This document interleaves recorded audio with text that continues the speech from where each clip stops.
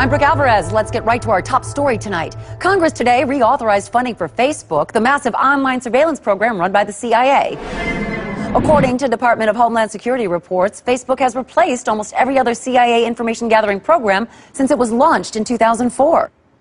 After years of secretly monitoring the public, we were astounded so many people would willingly publicize where they live, their religious and political views, an alphabetized list of all their friends' personal email addresses, phone numbers, hundreds of photos of themselves, and even status updates about what they were doing moment to moment. It is truly a dream come true for the CIA. Much of the credit belongs to CIA agent Mark Zuckerberg, who runs the day-to-day Facebook operation for the agency. The decorated agent, codenamed the Overlord, was recently awarded the prestigious Medal of Intelligence Commendation for his work with the Facebook program, which he has called, quote, the single most powerful tool for population control ever created. Among the biggest successes of the Facebook program is Operation Farmville, which the CIA credits with pacifying as many as 85 million people after unemployment rates rose dramatically.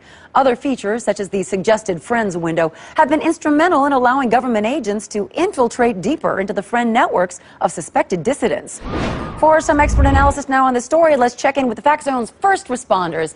Jason, you have written extensively about the Facebook program. Why is it so effective? Well, one of the key reasons is that the CIA has been so thorough in convincing the nation that constantly sharing information about everything that you're doing is somehow desirable instead of deeply unsettling. Yeah. You know, but critics are saying that with the national debt being so high, is this really the time to be spending even more money on spy programs? Well, actually, the Facebook program saves the CIA money. That's right. Like the Maps application, where you list every place that you've been, whether it's the state or a country. Or... Oh, right, with the little pins that show where you visited. Yeah, yes, I like that. That kind of information would have taken the CIA months of going through hotel receipts and plane tickets to figure it all out. The manpower that Facebook saves is huge. Absolutely, absolutely. And the calendar feature even lets the CIA know where you're going to be in advance. So that's right. So now if they want to pick you up for questioning, all they have to do is see which events you RSVP'd yes to and then send their agents to be waiting for you. That's how they got my brother. That's right. So effective.